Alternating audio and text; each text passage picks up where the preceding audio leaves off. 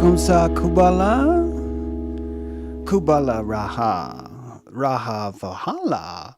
Vahala Rahala. Comme ça, Kabbalah. Yeah? Yeah? I'm not muted. How's it going, people? Good to see you. Good to be here. Great to be here. What a freaking gorgeous day. Oh my God. It is dripping with soul out there today. The things, wait a minute. There's a whole other timeline where right now people are still watching this cowboy in a red shirt with a white stars. That is such a trip that 14 seconds behind me right now, there's a swan now. And I'm all the way up here. I'm in this other part.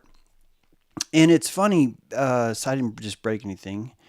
And it's funny because most of the way that we know each other is in this time envelope. It's true. Most of your interactions with me that have happened via live stream have a time envelope to them. It's just the way it works, right? You come to Zoom, it's better, right? If you participate in Airship, but there's a considerable lag here. And so this is all you do to contribute, to listen, to tap into. You're always hearing a ripple of James True live. And is that live? Or is it Memorex? Is it Mem, or Rex? Right?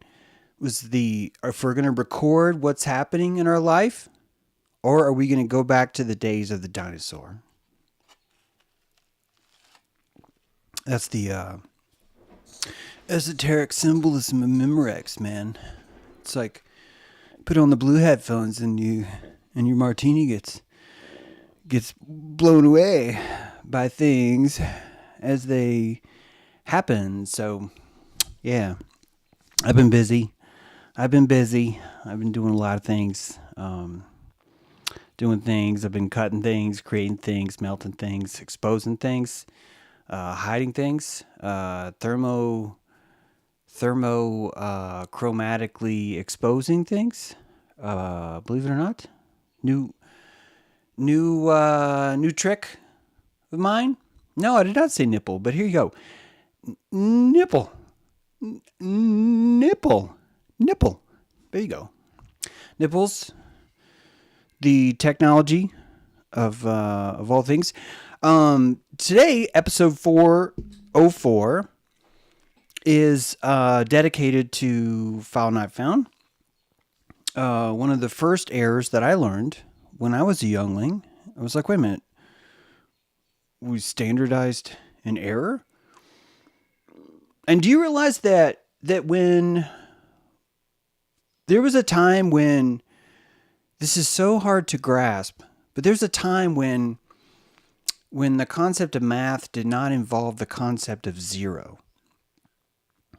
It's a very difficult concept for me truly to really grasp. I've read about this, but it doesn't appear to be... Oh, by the way, I hope I remember my point here. I'm going to have to bookmark this point.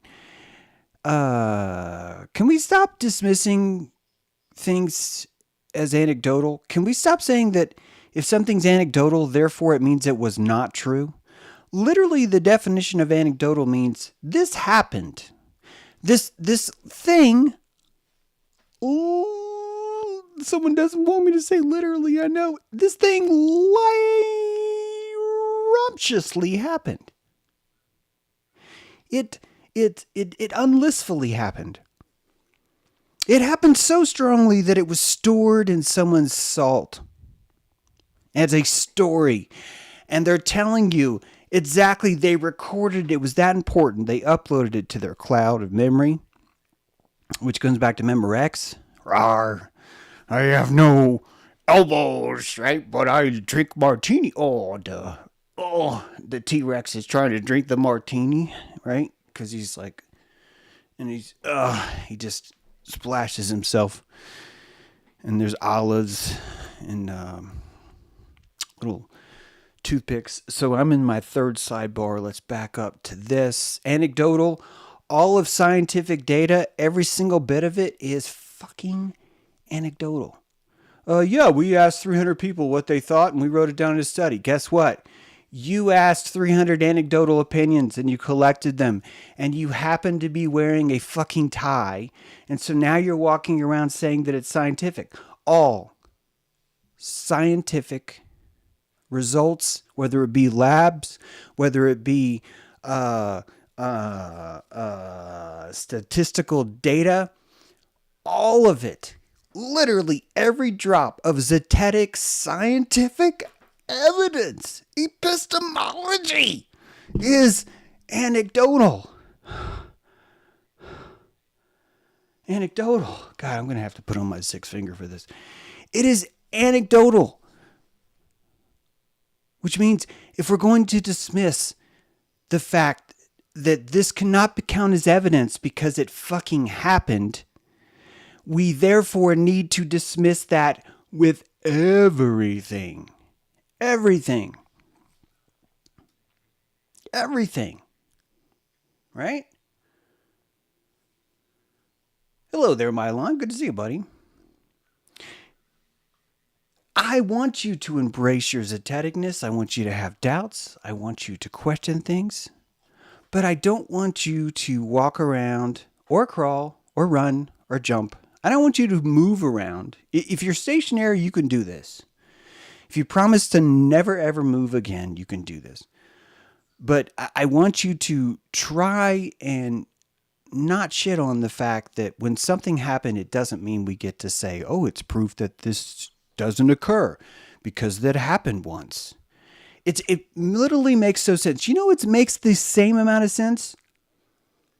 Is walking around going, oh, so that dude's a sophist. And you're like, yeah, he's a sophist. Yeah, he's totally a sophist. And then you're like, look up the definition of the word sophist. And you're like, oh fuck.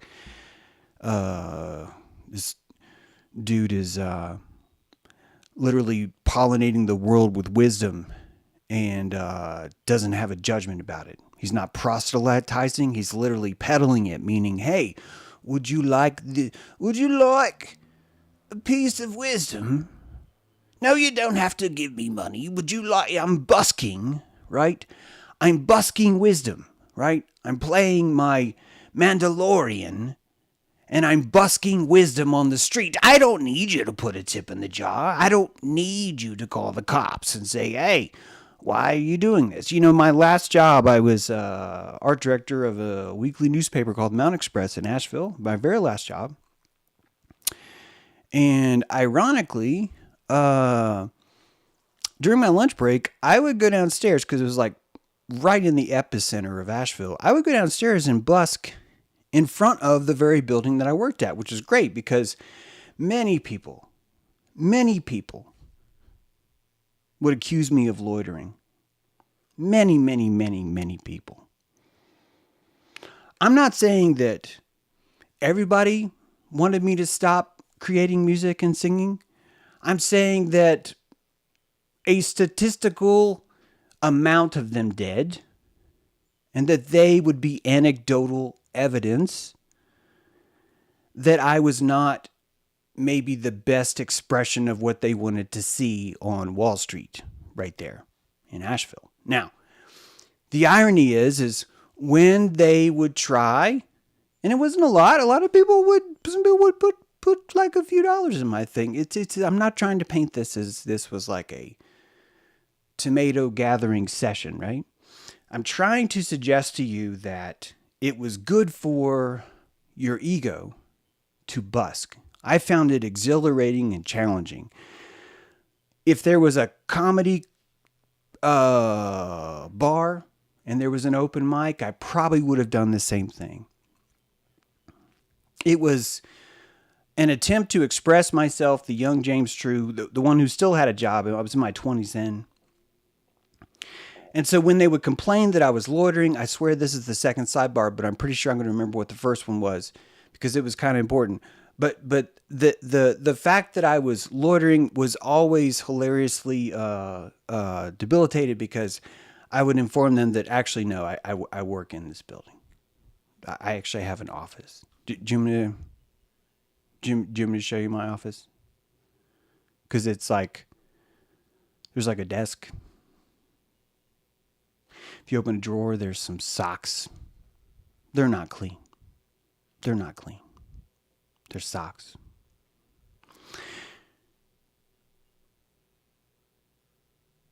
Yeah.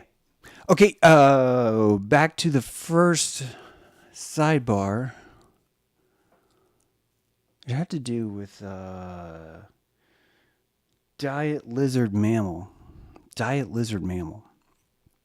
But I forget how I was linking this to diet lizard mammals. So I get credit for coming back from two very distant sidebars, but I lose it at the very end because I don't actually know what it was that initially was on the thing.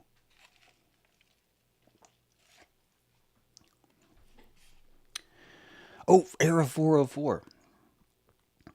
Okay, so I should explain this. Hello, everyone. Welcome to James Chew Live. It's really glad to have you guys here. Really want to appreciate you all for tuning in.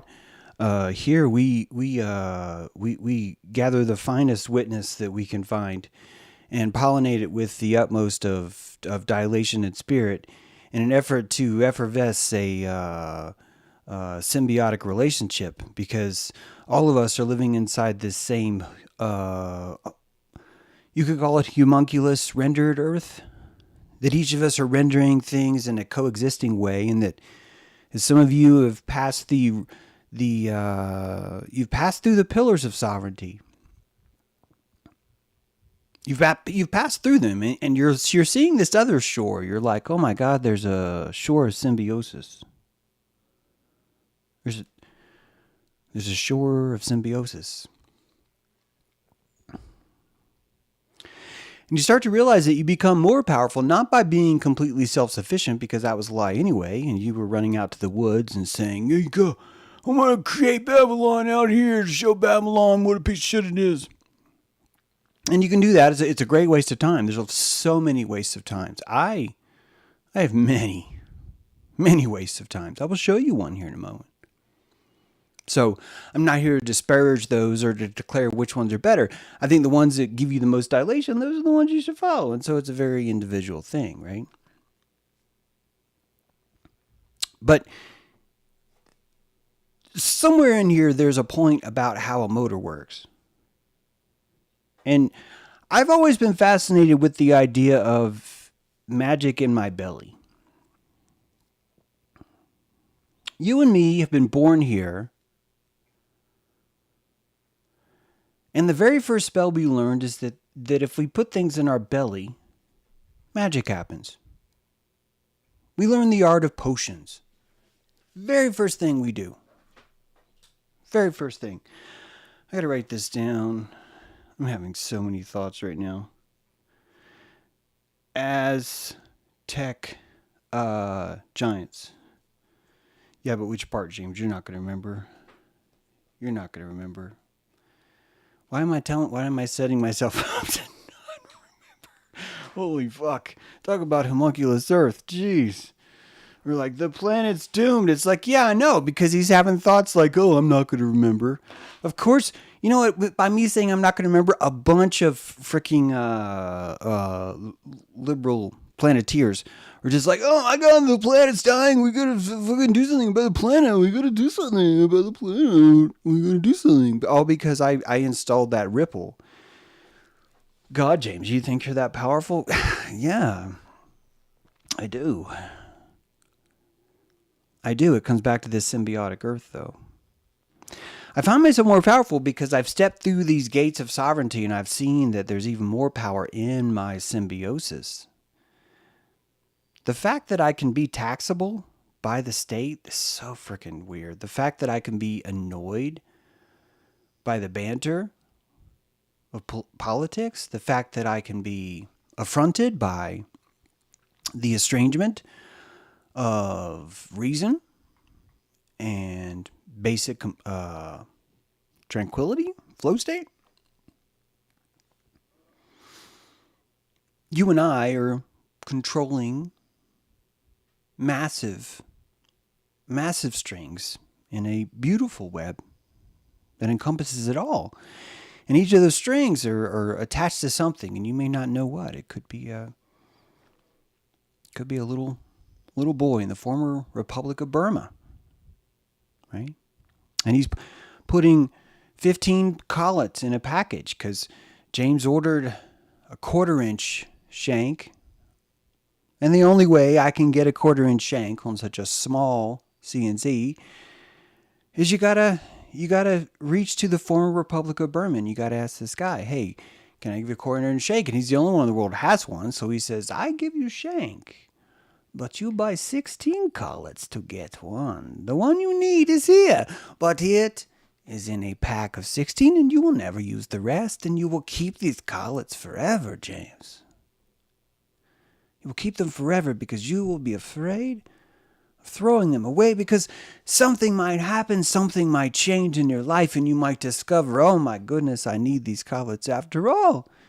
And you switch from imperial to metric and metric to imperial, and the whole time you're carrying these dangling collets, jingling in a bag, asking you, should I throw this away? These things come back to this motor. And just like you put magic in your belly, you choose to throw things away. This is the oldest form of magic, and it's not just about eating, it's about excreting too. And Eros, we're going to get to Eros here, but that's it right there, right? There's the circle. And when you were born, you learned, hey, if you put this in your belly, things happen. So what do? The mammal makes a decision.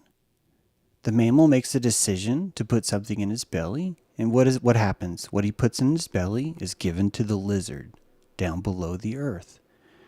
There's a subterranean lizard living down below the earth.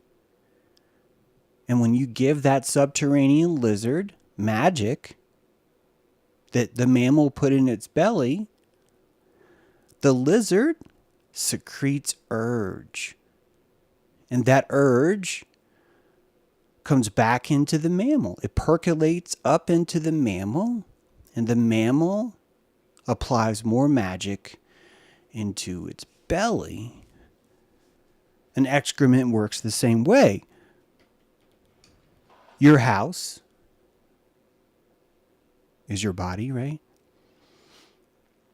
All of these relationships are as above as below because you've rendered this world in such a perfect way that the truth is always in the room, which means the prism of all these perspectives of everything that's true is right here.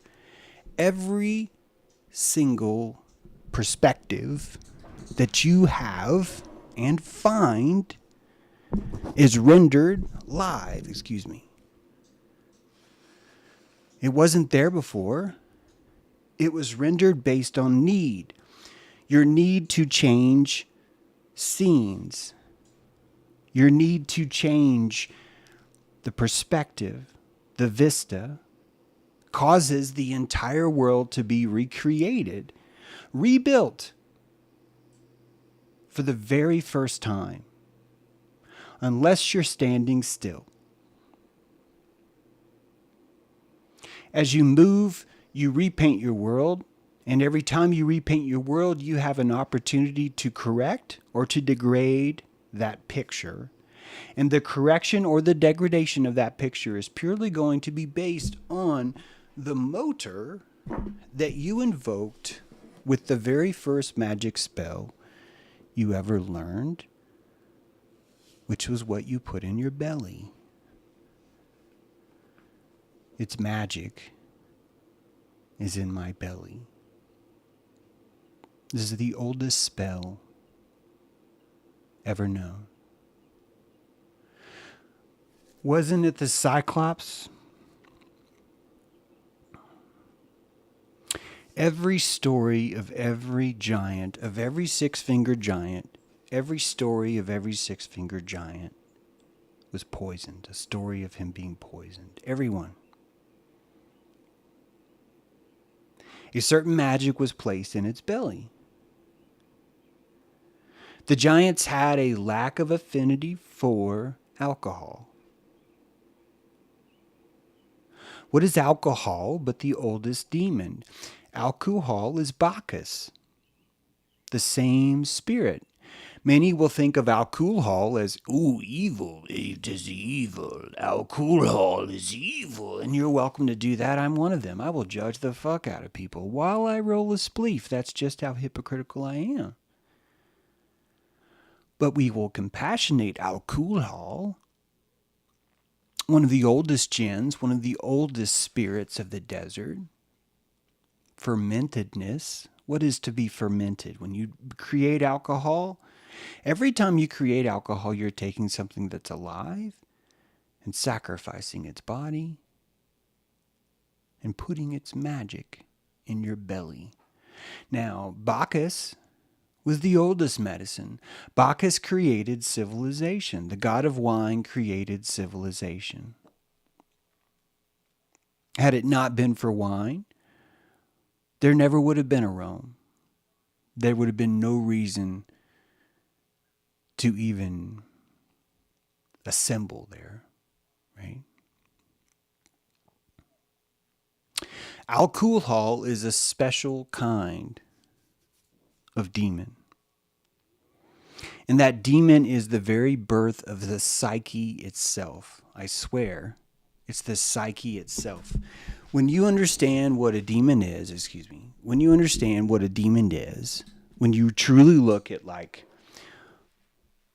what is a demon? It's a plasmatic collection, an algorithm that's inside your mind, inside your mental picture. There's an algorithm, and the algorithm is literally based on the neurological urges that get fired off by the mammal motor that you have running. Mammal, lizard, mammal, lizard, mammal, lizard, mammal, lizard. And these two things have this conversation, and they have a discussion about who I should be. And they're constantly changing their void. They're constantly updating their expression and their definition. And it's all through the magic of what is placed inside the belly. All of us are Taurus. Did you know that? Oh, so we're super loyal. We love cooking, but we're loyal to a fault, and we get really mad easy. Is that what you mean by Taurus? No, that's not what I mean. Right? All of us are a Taurus. All of us are a membrane, right? Your genitals start at your lips and go all the way down to your other puckers, right? The entire inside of you is a genital. It's scientifically, medically, all of it. All of it, right? And what makes it that way is that this is where the magic of the belly starts to really, really, really have its power. Would like for you to consider that what you experience zetetically, what you anecdotally experience, is what you eat. And when you say it's magic is in my belly, when you see something, you are literally eating the magic of its vision. It is a diet, and you were digesting it through the intestines of time. And this is expressed through memory itself. So what you do is your diet, right? What you see, what you think about, the room that you operate in, the grace or the lack of grace of it all, is the same as the grace and the lack of grace of what you consume.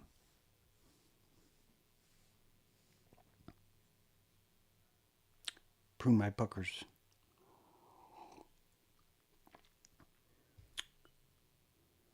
Everybody's a lizard if you look deep enough. Did you know that? Every single form of life. Well, okay, plants will those are inverted anyway. But every single form of life is a lizard at some point. You just break it down, right?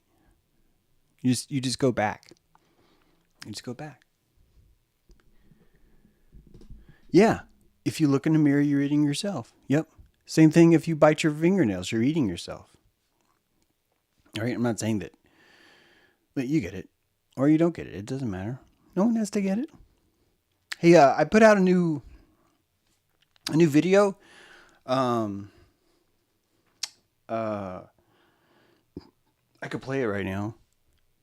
I haven't even had, a lot more people watch my live stream than actually watch the videos that I put out.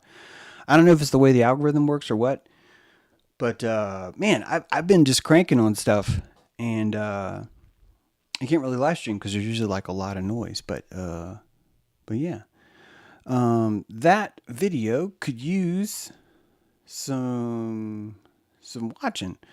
So if you haven't been notified of that or whatever, maybe let me know. But otherwise, yeah, you could check that out and see. Let me see. So 404. That's by the way, if you don't know, 404 is like the technology 404 page not found. Probably most of you know that. And it's like a standardized error is the invention of zero because we start to elicit how important it is to have errors. In fact, one of Yahoo's most profitable pages in their advertising program was their 404 page. And that the psychology, the plasma of actually investing in the 404 itself is a new spawn of life. Gosh, how do I explain this? If you are looking for a page that does not exist, you are creating a page that does not exist by longing for it. And Yahoo, with some sophisticated, not really sophisticated, actually, it's not even that hard, but Yahoo could, by listening to what it is you're seeking, would create the very thing that you were seeking, regardless of if it's valid or regardless of if it's necessary. And so the machine is creating things that aren't there. You are creating things that are not there. And I want you to think about error 404 and the Greek and Eros. Sorry, this I just realized this thing made my computer restart. And Eros. Let's see if this is the right one. No, that's the other one. Let's see. This one?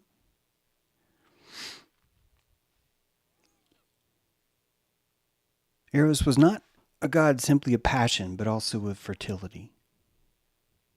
Right? His brother Anteros, which is fascinating, the god of mutual love, sometimes described as his opponent. But I want you to think about the concept of error and fertility being the same. Because this really is at the heart of every kind of magic there is. My book, Blueprints of Mind Control, outlines 3 steps for mind control. And actually, only 2 of them are necessary. But 1, convince target they're broken. 2, convince target that solution is outside of themselves.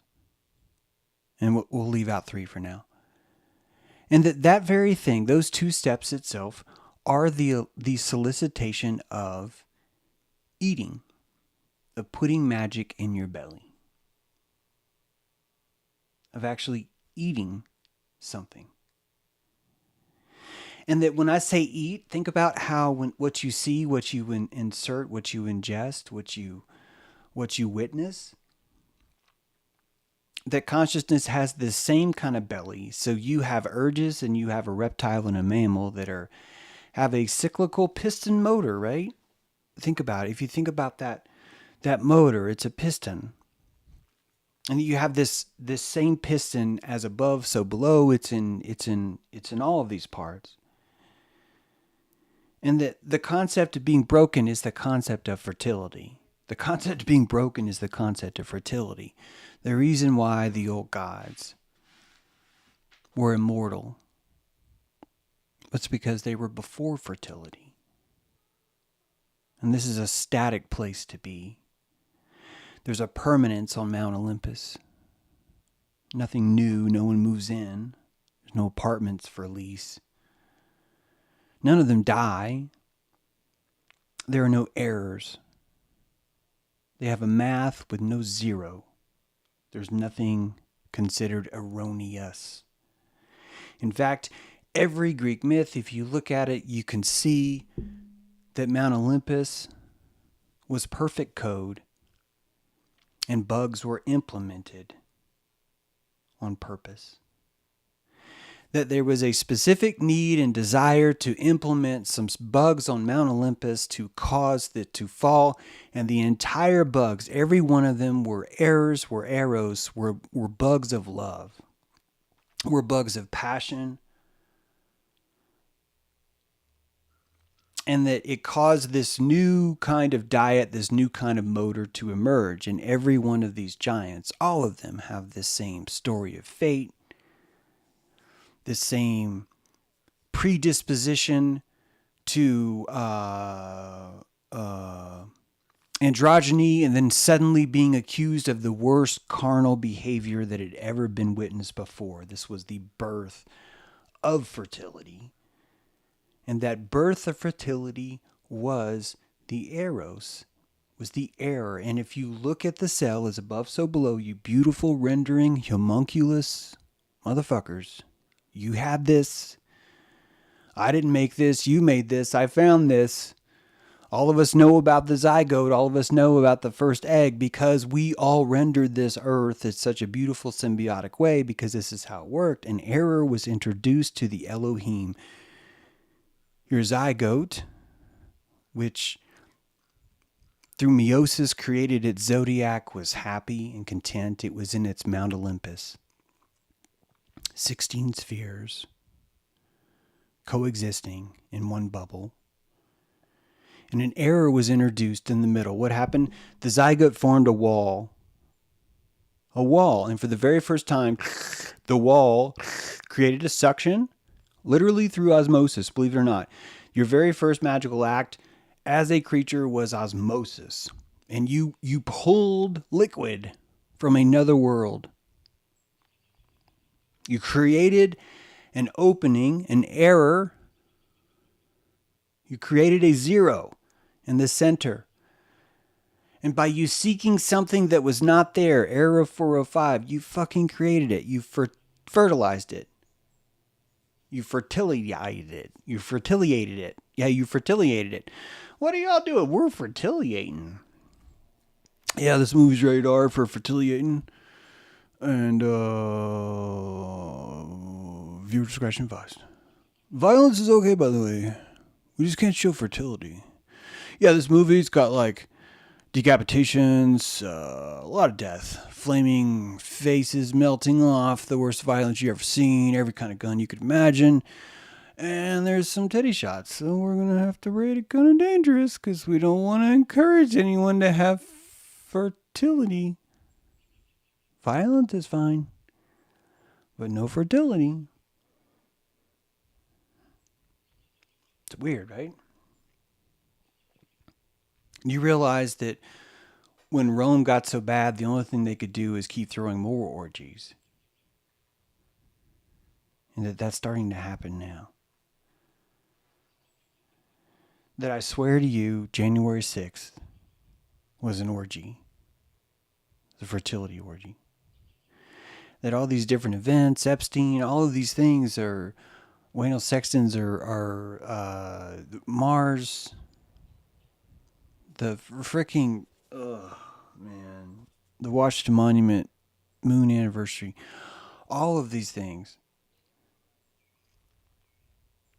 creating Eros, because something new needs to be here.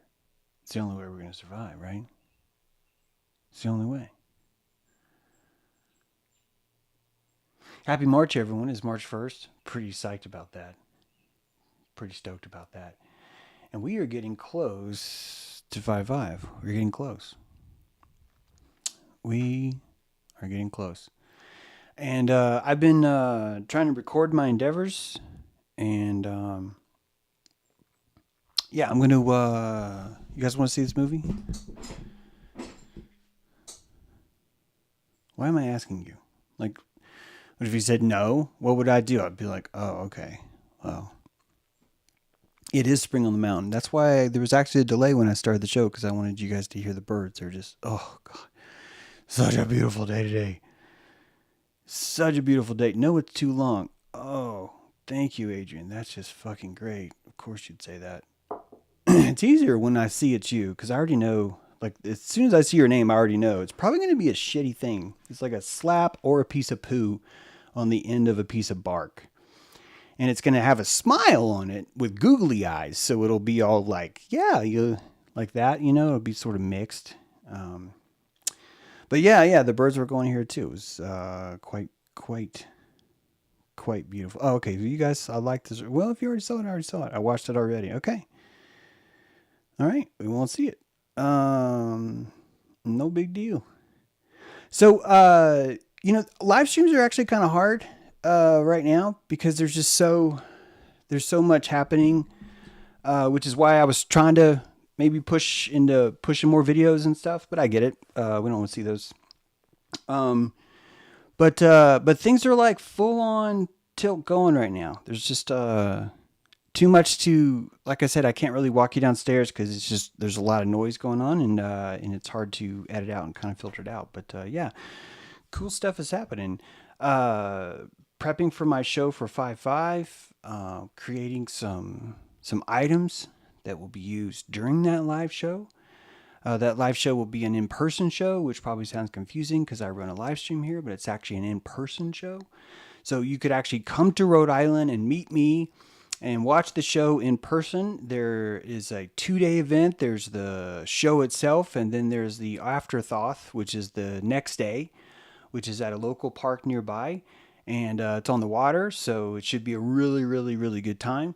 It already is a good time, actually. It's been a lot of fun, even just prepping for it. So, yeah, and I'm looking forward to... I'm actually going to put a countdown clock on. And for me personally, it's kind of like one of the biggest things I've ever done. So it's been taking up a lot of my focus. I'm going to put a link in here for you guys. But yeah. So that's... Can I blame... You can... there's a whole epic story about it. In fact, if I would have played the movie, you actually could have seen part of that story, and then I could have explained it. But yeah, there's a whole story with the thing and stuff like that. It says thumbnail not found. Yeah, that's kind of the...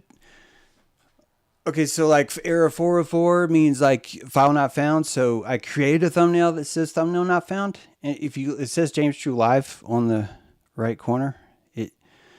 None of my stuff's landing today, is it? It's cool. It's what's funny is it lands the fuck with me, and I'm just cool. I'm just having a good time with it. So if you want to watch it. I'm not going to push it on you. That's for sure. Hey, we have an airship tonight.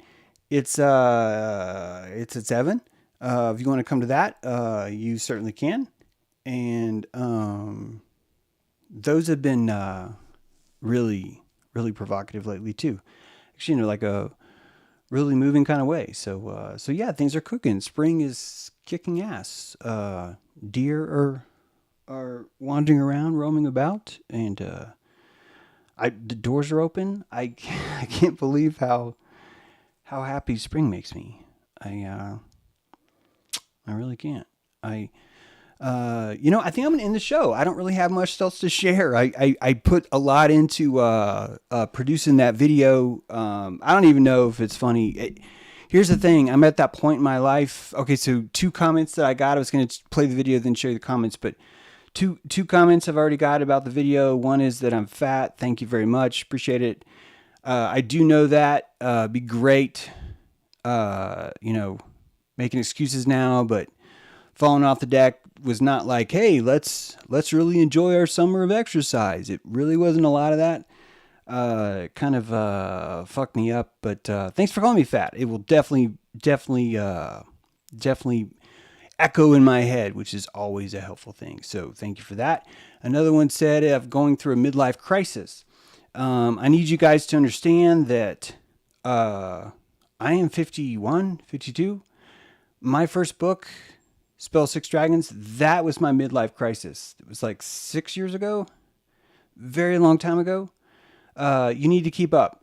If you're counting midlife crises, I think this is like number 19 for me. So I consider when people call me bipolar, I think it's a compliment. I think we need more bipolar in this world. And I wish that everybody would get halfway in their life and say, oh my God, I want to do something different. And even when everyone calls that a crisis, I still want them to do that. And when they call you fat and having a midlife crisis, I still want you to do that. It's no different than busking. You're going to find yourself. And honestly, the video that I watched that still doesn't have 1,000 views, I've never laughed so fucking hard. I could not get through that video. And that's probably why maybe it's not funny, but I'm enjoying the fuck out of myself. And there's so much more in that for me than for you. And I'm sorry, it'd be great if they were congruent, you know? But it goes back to all the things that little prods, you know, that we give each other, right? You should do this, or you should talk about this, or we should do that, or think about that. You know, I think that the divining rod is always going to be your bones. When no one's watching you, you're with yourself and you get to have a good time, or you get to listen to the echo of everyone telling you how fat or midlife crisis you are. You get to choose. You get to literally decide how you want to spend that time. And the more vitriol you get from other people, I think the richer an internal life it builds for you. It forces you to build that life, which is, so beautiful. You find deeper shades of soul always in those times anyway. You'll never find it listening to the seagulls argue over which one's cooler, right? It's just not going to happen. I've tried. Maybe if you lower your appetite, maybe if you didn't have all the magic that I've put into my belly, but I've put so much magic in my belly. It's one of the reasons why I'm overweight. I've put in so much magic into my belly. And it's like, it's made me so happy. I really, really love what I'm doing. And it's kind of, I hope it's as contagious as I can make it, because that's really what I'm trying. And that's what 5-5 is all about. I've already scored with 5-5. I've already had so much just blooming that's already happened just as a result of that. So, you know, I don't know what's going to happen in the future, or who's going to do what, or what, you know, what, it doesn't matter.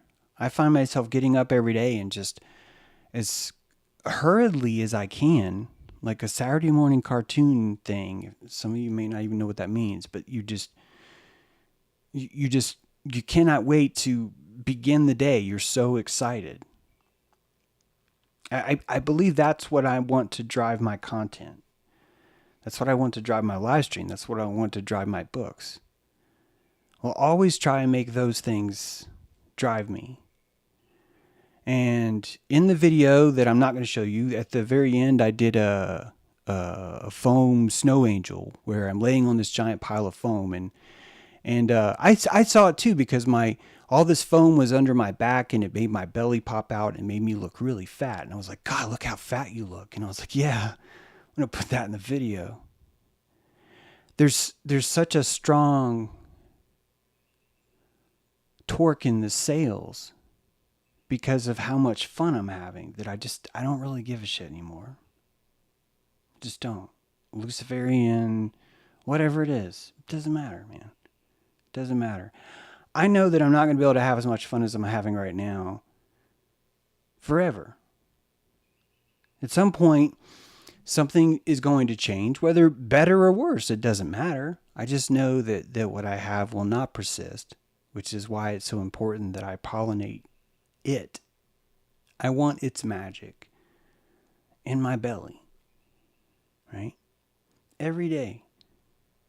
Every day. And I will accept no less. I'm a tyrant when it comes to that stuff.